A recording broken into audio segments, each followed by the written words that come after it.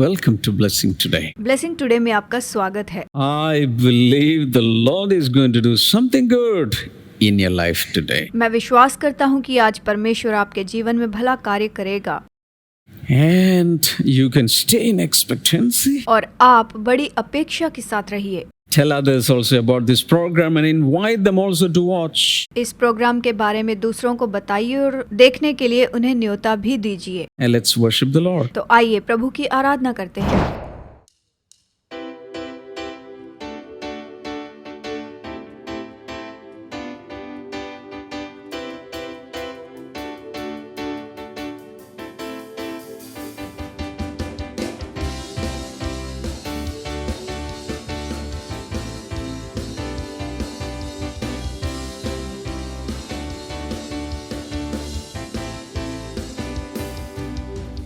जावेदा यीशु मसीहा, हे जावेदा यीशु मसीहा, हे जावेदा यीशु मसीहा, हे जावेदा यीशु मसीहा।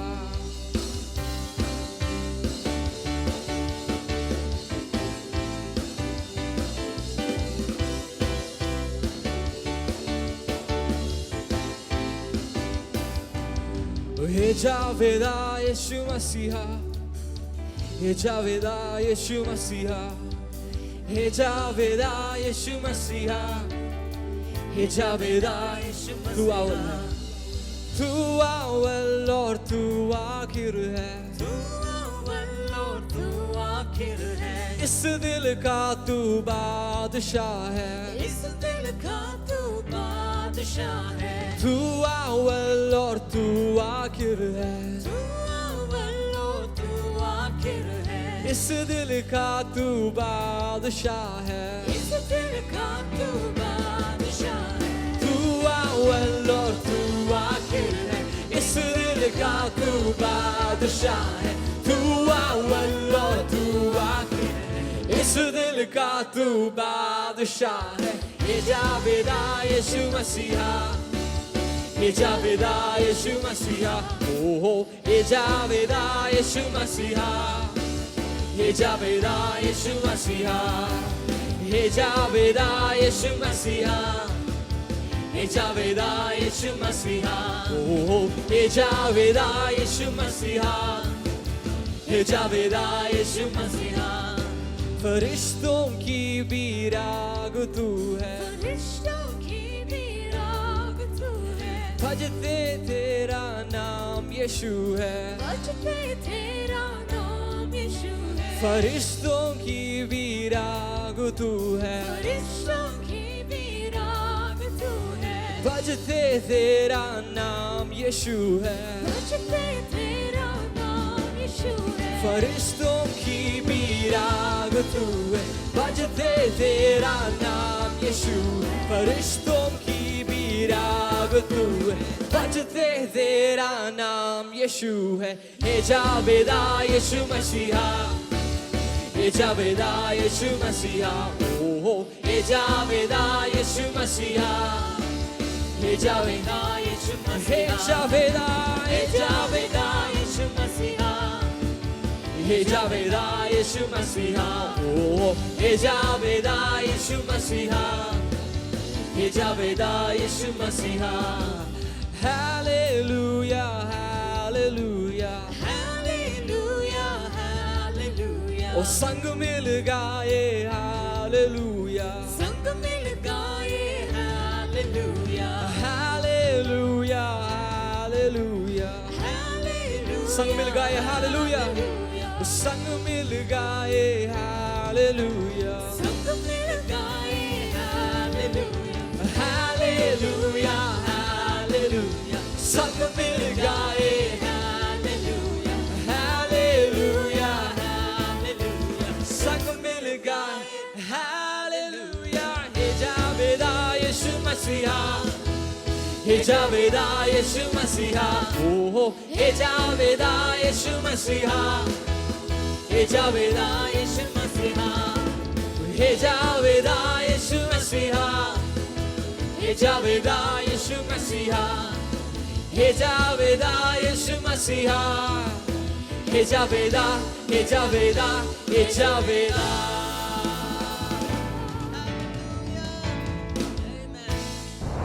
Our Lord Jesus is greater than all. हमारा प्रभु यीशु मसीह सबसे महान है। We saw already that Jesus is greater than Abraham. हमने इस बात को पहले भी देखा कि यीशु अब्राहम से भी महान है। Jesus is greater than Jacob. यीशु तो याकूब से भी महान है। He is greater than Moses. वो मूसा से भी महान है। He is greater than Solomon. वो सुलेमान से भी महान है।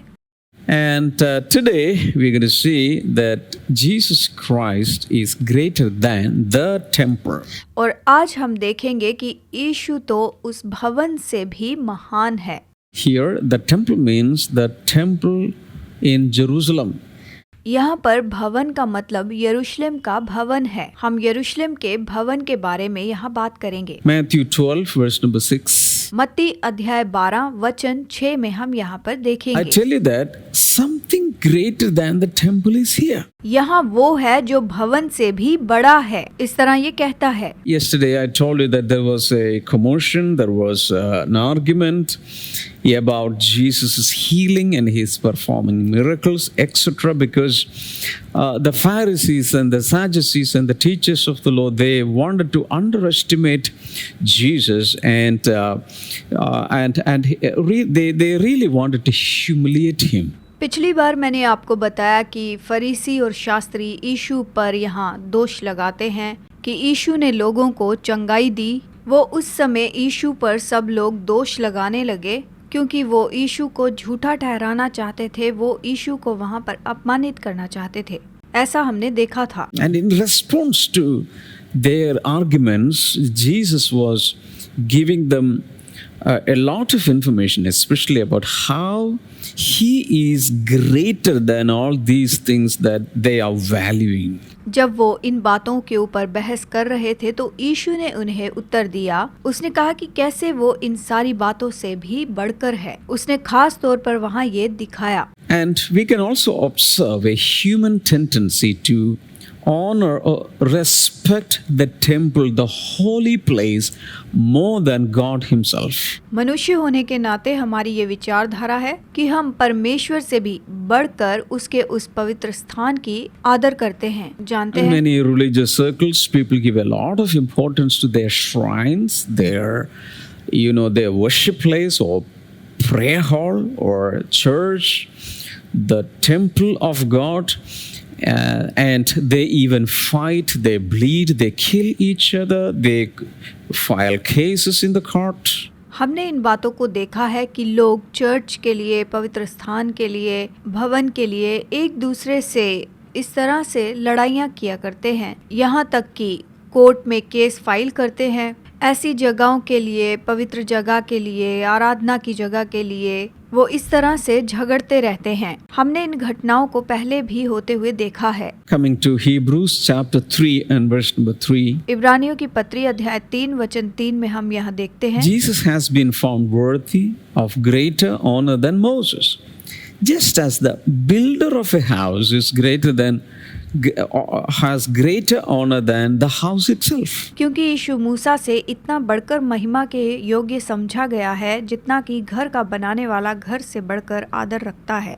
Okay, the question is which is greater, the house or the builder of the house, the owner of the house? तो सवाल यहाँ पर ये है कि घर बड़ा है या फिर घर बनाने वाला बड़ा है। यहाँ पर हम इस सवाल को देखते Of course, the हैं। builder, the owner of the house is greater than the house. अवश्य ही जो घर बनाता है, घर का मालिक जो होता है वही बड़ा होता है। घर बनाने वाला बड़ा होता है।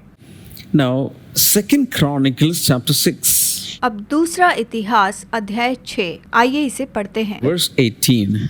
वचन 18। But will God really dwell on earth with humans? The heavens, even the highest heavens, cannot contain you. How much less this temple I have built? परंतु क्या परमेश्वर सचमुच मनुष्यों के संग पृथ्वी पर वास करेगा? स्वर्ग में वरन सबसे ऊंचे स्वर्ग में भी तू नहीं समाता, फिर मेरे बनाए हुए इस भवन में तू कैसे समाएगा? देखिए, These are the words of the builder of the temple, King Solomon. ये तो उस भवन के बनाने वाले राजा सुलेमान के शब्द थे। सुलेमान ने ये कहा था। And he himself is just wondering, will God really dwell on earth with humans? वो इसे सोच रहा था कि क्या परमेश्वर मनुष्यों के साथ इस पृथ्वी पर वास करेगा? क्या वो महान परमेश्वर मनुष्यों के साथ रह सकता है? Because the heavens, even the highest heavens, cannot contain God. क्योंकि स्वर्ग और सबसे ऊंचे स्वर्ग में परमेश्वर नहीं रह सकता, क्योंकि वो उसमें वास नहीं कर सकता है। Because our God is greater than even the heavens.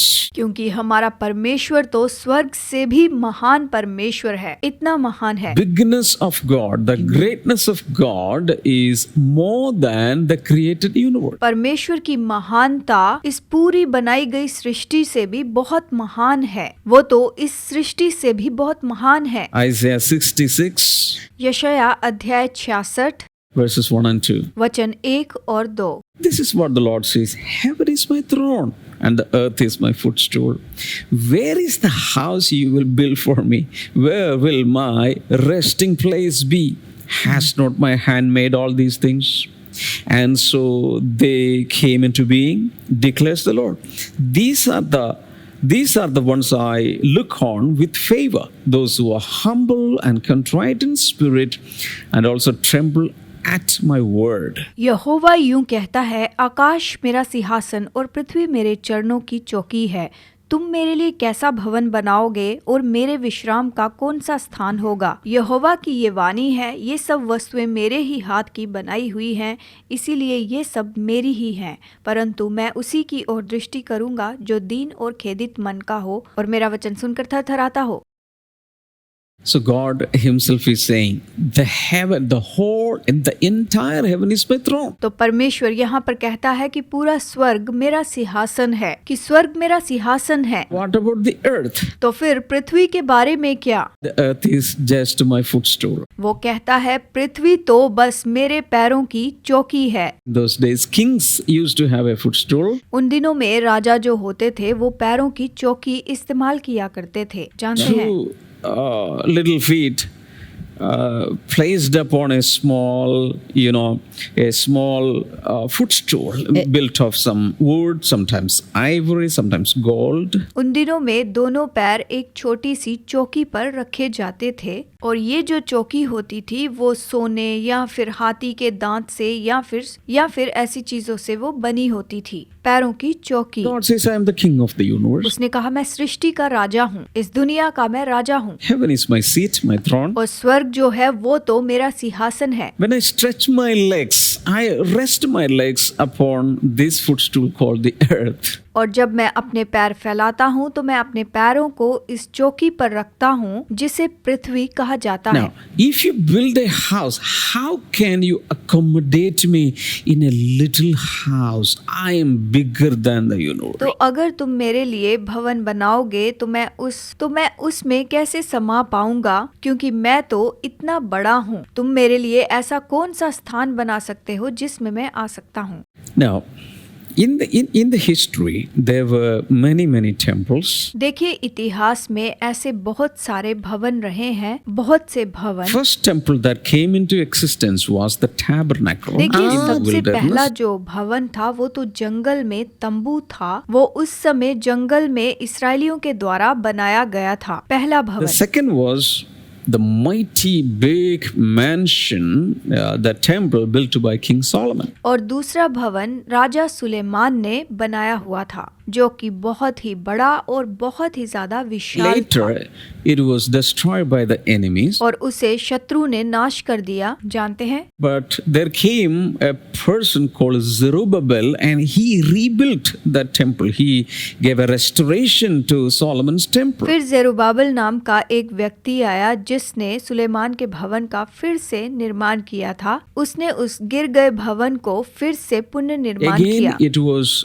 destroyed by the enemy nation. शत्रु देशों ने उसे नाश कर दिया था, गिरा दिया था। Then King Herod, undertook the rebuilding project I think in 19 BC, and it took nearly 46 years for him to rebuild that temple, and that temple was known as Herod's temple. देखिए, राजा हेरोदेस ने ईस्वी सन पूर्व 19वीं सदी में इस भवन का फिर से निर्माण करना शुरू कर दिया, और इस भवन को बनाने के लिए लगभग 46 साल लग गए थे, और इसीलिए उसे हेरोदेस का भवन भी कहा जाता था। So when Jesus was talking about that temple, it was this temple rebuilt by King Herod. यीशु ने जब भवन के बारे में कहा तो इसी भवन के बारे में कहा जिसे हेरोदेस ने नया बनाया था। यीशु ने इसी भवन के बारे में तो बताया था। That was a great temple. वो तो सच में बहुत ही बड़ा भवन था, बहुत महान। But later, Jesus came and changed the whole concept of the temple. फिर उसके बाद यीशु ने आकर उस भवन की पूरी विचारधारा को ही बदल दिया था। Today, the church of the Lord Jesus is known as the temple of God. प्रभु यीशु मसीह की कलीसिया को अब परमेश्वर का भवन माना जाता है। So today, in the New Testament, after the coming of Jesus, there are two temples. One, the church. Second, our body. यीशु के आने के बाद यहाँ पर दो भवन हैं, एक तो कलीसिया है और एक हमारी देह है। नए नियम में इन्हीं दो भवन के बारे में बताया गया है। ये दो भवन हैं, एक तो कलीसिया है और दूसरी हमारा शरीर, हमारी देह। And in future, after coming of the Lord, the second coming of the Lord Jesus, there will be another temple, the millennial temple that is coming. और भविष्य में यीशु मसीह के दूसरे आगमन के बाद एक और भवन होगा जो कि मिलेनियम भवन होगा, यानी 1000 साल के राज्य का भवन। And even after the millennial era, there will come the eternal temple, the heavenly temple. और मिलेनियम के बाद में अनंत काल का भवन होगा, यानी हमेशा का भवन। वो एक ऐसा भवन होगा जो कि अनंत काल का भवन होगा, हमेशा के लिए। Now, coming back to the temple rebuilt by King Herod that was in existence during the period Jesus ministered on earth. तो चलिए उस हेरोदेस के भवन की ओर वापस चलते हैं जो हेरोदेस ने बनाया था। यीशु जब इस पृथ्वी पर था तो ये भवन तब अस्तित्व में था, तब ये था। Now that temple possessed at the time of the dedication the presence and the glory of the living God came into that means in the time of King Solomon. Even the priests could not stand there. अब देखिए, राजा सुलेमान के समय में जो भवन बनाया गया था वहाँ पर परमेश्वर की उपस्थिति इस तरह से आई कि वहाँ पर याजक भी खड़े नहीं रह पाए थे, इतनी उपस्थिति थी। Glory of the Lord descended. परमेश्वर की महिमा इस तरह से वहाँ पर उतर आई। And all the priests, around 120 priests, all of them fell prostrate before the Lord. और वहाँ पर 120 याजक मुंह के बल गिरकर परमेश्वर को दंडवत करने लगे। देखिए, Remember, even that temple contained only a partial presence of God. याद रखिए, उस भवन में भी परमेश्वर की अधूरी उपस्थिति थी। वहाँ पर भी परमेश्वर की पूरी तरह से उपस्थिति नहीं थी, बस थोड़ी सी उपस्थिति थी। Jesus is now saying, here is somebody greater than the temple. यीशु ने ऐसा कहा कि यहाँ पर अब वो है जो इस भवन से भी महान है। Because in the Son, in the Lord Jesus Christ, the fullness of the deity dwell. क्योंकि यीशु मसीह में परमेश्वरत्व की परिपूर्णता वास करती है। केवल यीशु मसीह में ही उसकी परिपूर्णता पूरी होती है, उसका व्यक्तित्व पूरा होता है, इसी में ही पूरा होता है। Read this in Colossians 2:9. कोलोसियों 2:9 में आप इसे पढ़ सकते हैं। इसे देखिए। Who is worshipped in the temple? That is the temple worship or somebody dwelling in the temple worship? किसकी आराधना होती है? जो भवन में है उसकी आराधना होती है या फिर भवन की आराधना होती है? सोचिए। Isn't the one who is worshipped in the temple greater than the temple itself? भवन में जिसकी आराधना होती है, क्या वो भवन से बड़ा नहीं है? भवन से बढ़कर जिसकी आराधना होती है वही तो बड़ा होता Many है। people are radically mistaken because they think that the holy place, the temple, is greater than God Himself. बहुत से लोग गलत विचारधारा रखते हैं कि परमेश्वर से बढ़कर उसका भवन महत्व रखता है। Now, that temple in Jesus' day, that originally built by King Solomon, was an architectural marvel. यीशु के दिनों में जो भवन बनाया गया था, जिसकी शुरुआत सुलेमान ने की थी, वो निर्माण काम में आश्चर्य की बात थी। And that temple was the center of Israel's life. और वो भवन तो इस्राएलियों के जीवन का केंद्र था। भवन ही उनके जीवन का केंद्र बिंदु था। And in most of the occasions, every year, minimum 3 times, the people of Israel from all over the world, at least from neighboring countries, would gather in that temple. उस भवन में हर साल 3 बार वहाँ के जो यहूदी थे और आसपास के देश के जो यहूदी लोग थे वहाँ पर जमा हुआ करते थे। They used to come at Passover. और वो लोग वहाँ पर फसह के पर्व के समय वहाँ आते थे। They immediately after that they used to come for the Pentecost. और फिर उसके बाद वो वहाँ पर पेंटिकॉस्ट के दिन आते थे। Also they used to gather in the temple for the festival of the tabernacle. और वो तंबुओं के पर्व में भी भवन में आया करते थे, तंबुओं के पर्व में। So it was in the temple that God met with His people. इसका मतलब है कि भवन में परमेश्वर अपने लोगों के साथ मुलाकात किया करता था। परमेश्वर इस भवन में ही अपने लोगों से मुलाकात करता था। And it was so important. और ये सच में इतना ज्यादा महत्वपूर्ण हुआ करता It था। was in the temple where they sacrificed to God. और भवन में ही वो लोग बलिदान चढ़ाते थे। But Jesus has now come into the temple as the sacrifice. पर अब भवन में यीशु एक बलिदान के रूप में आया था, जानते हैं? Hallelujah. Hallelujah. Jesus is the same time the high priest of the temple and the sacrifice in the temple. देखिए, यीशु मसीह तो एक ही समय वो इस भवन का महायाजक भी है और एक ही समय वो इस भवन का बलिदान भी है। यीशु मसीह तो एक ही समय में So ये in दोनों all हैं। these aspects, Jesus is more important than that magnificent temple. अब बात तो ये है कि यीशु उस महान भवन से भी ज्यादा महत्वपूर्ण है, जानते हैं? And He Himself was the fulfillment of the temple. और वही तो इस भवन को पूरा करने वाला है, वही पूरा करता है। As once Jesus said, if you demolish this temple, I will build it back in 3 days. यीशु ने कहा कि अगर तुम इस भवन को नाश करोगे तो मैं इसे फिर से 3 दिन में खड़ा कर दूंगा, 3 दिन में इसे Jesus बनाऊंगा। was talking about His own body. यीशु यहाँ पर अपनी देह के बारे में यहाँ पर In बताता है। that temple, the fullness of the deity was present. उस भवन में ईश्वरत्व की परिपूर्णता उपस्थित थी, वो तो पूरी तरह से वहाँ पर था। And Jesus also announced that there is coming an hour, even the worship style, everything is going to change. और यीशु ने कहा कि यहाँ पर ऐसा समय आता है कि आराधना के बारे में सब बदल You're जाएगा। not going to worship in this place or that place, this temple or that temple, this mountain or that mountain. You are going to worship the Lord in spirit and in truth. हम परमेश्वर की आराधना इस जगह या उस जगह, इस भवन में या उस भवन में, इस स्थान में या उस स्थान में नहीं करेंगे, परंतु हम आत्मा और सच्चाई के साथ परमेश्वर की आराधना करेंगे, जानते हैं? Hallelujah. Hallelujah. No more God is dwelling in earthly temples. परमेश्वर अब भूमि के भवन में नहीं रहता, यहाँ वास नहीं करता। He wants to dwell in our bodies, which is built by His own hand. वो तो हमारी देह में रहना चाहता है जिसे उसने अपने हाथों के साथ बनाया है, वो हमारी देह में वास करना चाहता है। I believe this truth is going to liberate your life. ये सच्चाई ही आपके जीवन में आजादी लेकर आएगी और यही आपको स्वतंत्र करेगी। Take off your minds from all the buildings.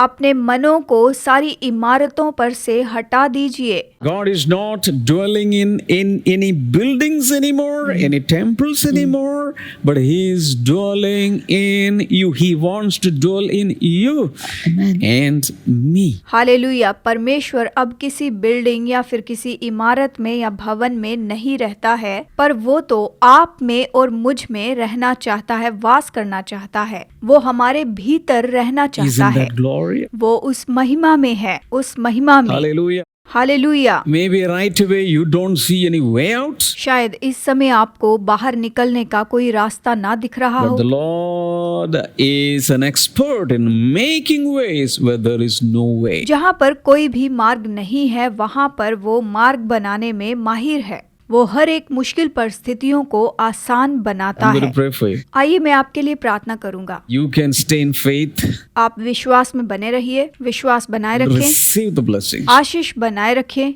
उस आशीष को बनाए रखें। And some of you have lost all hopes, but the Lord Jesus is giving you hope. आप में से शायद कुछ लोग आशा खो चुके हैं, लेकिन प्रभु यीशु आपको आशा देता है। वो आशा देता है। People who are going through extreme financial crisis, जो लोग मुश्किल आर्थिक परेशानी से जा रहे हैं, जो लोग आर्थिक परेशान हैं, trust in the Lord. He will take you out of that situation and He will enlarge the place where you are standing. प्रभु पर भरोसा रखिए। वो आपको ऐसी परिस्थिति में से बाहर लेकर आएगा और आपके परिवार को ऐसी मुश्किल परिस्थिति में से बाहर लेकर आएगा। वो अद्भुत रीति से आपकी परिस्थिति बदल There are देगा। some brothers and sisters watching me, and you say that every way is blocked and there is no way you can come out. कुछ भाई और बहन मुझे देख रहे हैं और आपने कहा कि हमारे लिए सारे मार्ग जो है बंद हो चुके हैं, और आप यही कह रहे हैं कि हमारे लिए बाहर निकलने के लिए कोई भी रास्ता नहीं है। Believe me, from today there is coming a change. विश्वास कीजिए, आज से ही आपके ऊपर बदलाव आ रहा है। परिस्थिति बदल जाएगी Jesus' name. यीशु के नाम में। Amen. आमीन। Thank you so much for watching today's episode. आज का एपिसोड देखने के लिए बहुत बहुत धन्यवाद। If you are blessed, you can sponsor some of these episodes. अगर आपने आशीष पाई है तो आप इनमें से किसी भी एपिसोड को स्पॉन्सर कीजिए। And you can get Blessing Today books from Amazon. आप Amazon से ब्लेसिंग टुडे की किताबें ले सकते हैं, खरीद सकते हैं। Feel free to call in the prayer line. Prayer line में आप फोन कीजिए। And you can use Blessing Today official WhatsApp number to send in your prayer request and praise report. प्रार्थना निवेदन और स्तुति की रिपोर्ट आप ब्लेसिंग टुडे के व्हाट्सएप नंबर पर आप हमें भेज सकते हैं। God bless you all. Bye-bye. प्रभु आप सबको आशीष दे। Bye bye.